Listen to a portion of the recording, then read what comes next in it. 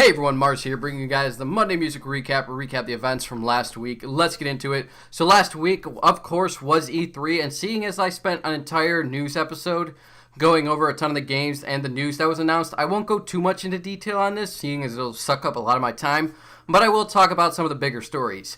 EA revealed the multiplayer gameplay for Star Wars Battlefront 2.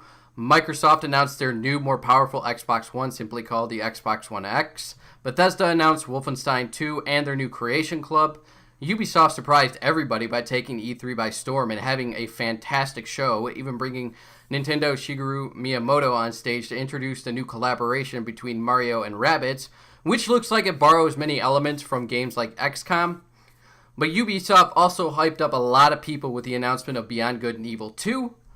Sony's press conference was pretty lackluster, and it didn't have any indie games whatsoever, but what they did have was some awesome new trailers for games like Uncharted: The Lost Legacy, God of War, Call of Duty World War II, Monster Hunter Worlds, and the new Spider-Man game. And then we have Nintendo, who took home the E3 Crown of the Year for Best Conference, in my opinion, for the second year in a row. They announced a really strong lineup for their Nintendo Switch, along with Bethesda announcing Skyrim coming for the Switch, the new collaboration title with Ubisoft, and the cross-platforming for Minecraft with Microsoft. Nintendo also announced Super Mario Odyssey, Metroid Prime 4, Metroid Samus Return for the 3DS, and they confirmed a core RPG Pokemon game is in the works for the Switch. I'm actually really excited for the Nintendo Switch to have such a strong lineup at E3. You know, I was worried seeing the results of the Wii U, but this E3 completely blew those worries out of the water. We have new games, new titles coming out like Metroid Prime 4. We have new collaborations with different developers like Ubisoft. And we have old titles coming onto the system in new and interesting ways like Skyrim. So it looks very promising for the Switch right now, and I can't wait to pick one up. Hopefully, if Nintendo ever decides to loosen up those YouTube policies, I'll actually be able to post some Legend of Zelda Breath of the Wild gameplay for you guys when I finally do get it. Now, there has been an update from Sony regarding one of the things the community has been asking about. When Microsoft announced that Minecraft was going to be cross-platform and players on Xbox, PC, and Nintendo Switch would soon all be able to play together, Sony was obviously absent from all of this, and people were wondering why. Some people thought that maybe Microsoft purposely excluded them to make their own console shine better, but no, that wasn't the case. It was actually Sony who refused to be a part of this. Jim Ryan, who is in charge of global sales and marketing for Sony, said this: "We've got to be mindful of our responsibilities to our install base. Minecraft, the demographic playing that, you know as well as I do, it's all ages, but it's also very young. We have a contract with the people who go online with us, that we look after them, and they are within the PlayStation curated universe. Exposing what, in many cases, are children to external influences we have no ability to manage or look after. It's something we have to think about very carefully."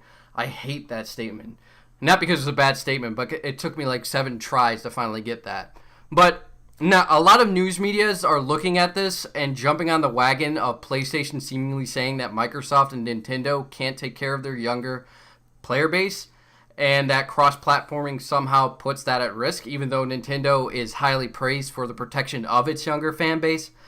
But if you go through the statement, he never really says it that way. I never really took it that way. Well, no, I shouldn't say that. My original argument was I was actually more floating towards that, but that it had more to do with PC, seeing as that's one of the most unregulated of all the platforms when it comes to their player base.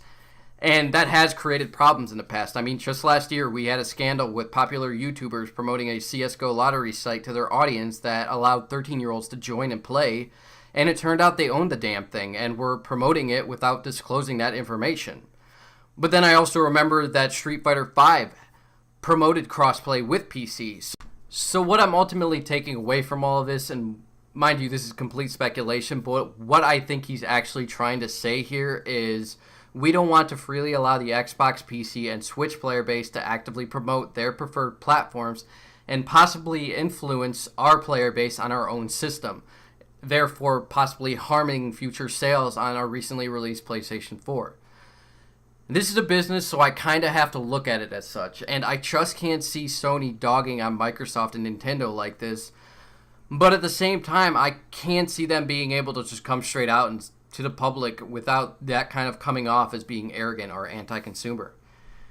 Media outlets would have an absolute field day with that, and Microsoft would just be sitting in the background with a big-ass grin on their face, watching it, all the shit that Sony would be getting, stroking off their big, you know what, let's just stop there. The fact of the matter is that there's going to be a heated competition between sales for the PlayStation 4 Pro and the Xbox One X come this holiday season, and I think the last thing Sony wants right now is to allow possible outside influencers coming into contact with their player base through their own console, boasting how powerful the new Xbox One X is, or how amazing Breath of the Wild is, or how all of those points are just crusty dog shit compared to the mighty PC Master Race. Like I said, this is entirely speculation, and I could be entirely wrong on it, but I'd love to hear what you guys think down below in the comments. And now we move into one of the most disgusting stories that I've talked about in a while, and that is around 24-year-old YouTuber Austin Jones, who was charged with child pornography last week after he allegedly manipulated two 14-year-old girls into sending him several videos of them in sexual positions, including the exposure of their anus and genitalia.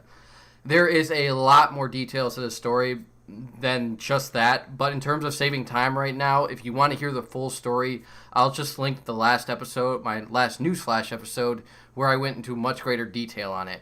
Mind you, there are graphic details to it, so just be warned on that. This story was by far one of the most disgusting ones I've dealt with in a while, but it was definitely something that I felt needed to be talked about. There has also been an update to the story, but it isn't a good one. Austin Jones has unfortunately posted a $100,000 bail that was put on him after he was arrested and charged with 2 counts of production of child pornography. The federal judge, however, did order that he is to remain at his mother's home in Chicago 24 hours a day and that he is barred from having any internet access or access to social media as he awaits trial. So there is that. Square Enix has given us the release date along with gameplay footage for their new episode Prompto expansion DLC that is coming for Final Fantasy 15. That is set to be released on June 27th, and let me tell you guys right now, it reminds me very much of Final Fantasy 7 Dirge of Cerberus, only if it was done right. Along with that, they've also given us a look at an upcoming update for the game, which gives player the Regalia Type D vehicle, which actually allows players to travel off-road. This can be a significant time saver if you're just picking the game up for the first time or if you're planning on New Game Plusing it. But what I want to know is if they're ever going to give us new areas to explore in free roam, like possibly Insomnia or maybe even Tenebrae. You know, those would be freaking awesome. You know, that actually pissed me off in the game. When you first get to Tenebrae, you literally get off the train and you find out that they locked that shit off.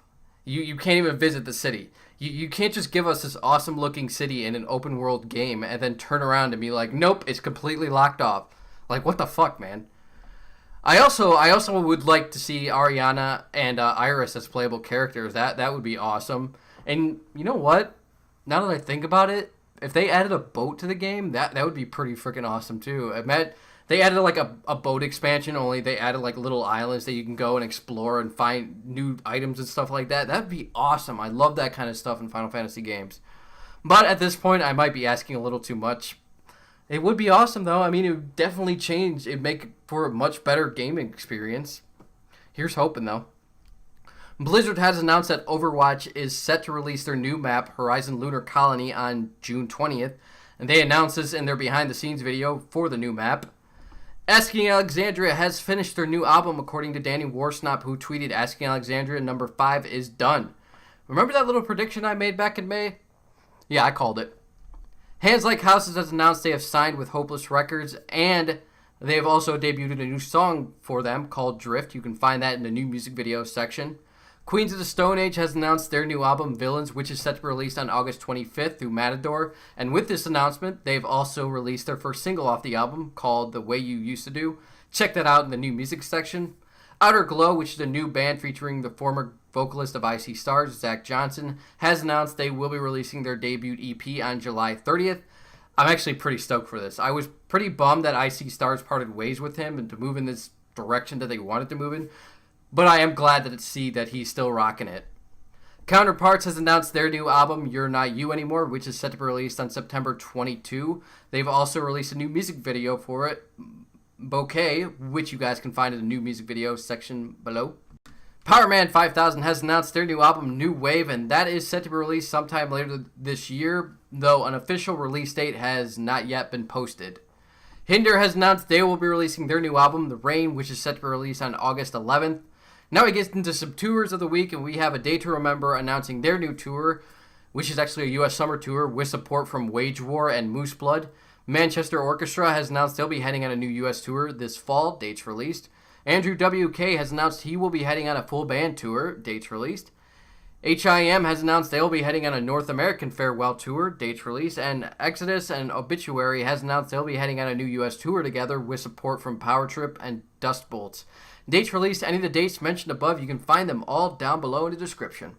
And now we have some new music of the week. We have Queens of the Stone Age, The Way You Used To, CKY, Head for a Breakdown, Comeback Kid featuring Devin Townsend, Absolute, The White Swan, The White, Iced Earth, Clear the Way, and for new music videos, we have Green Day, Revolution Radio, Hands Like Houses, Drift, Paris, What's Wrong, Volbeat, Black Rose, Counterparts, Bouquet, Beartooth, King of Anything, Nickelback, Song of Fire, In This Moment, Roots, Thy Art Is Murder, Slaves Beyond Death, Inflame, Save Me, Projected, Reload, and Dying Fetus, Die With Integrity. Though be warned about that music video, that is brutally graphic, and I am not fucking kidding about that. I'm surprised that shit is even made it to YouTube. But just be warned about that. But with that being said, you can find all of the links down below in the description, and I want to thank you all for joining me. Please feel free to leave a like if you guys enjoyed the video, dislike if you didn't, subscribe if you guys want more, and I will see you all in the next one. Mars out.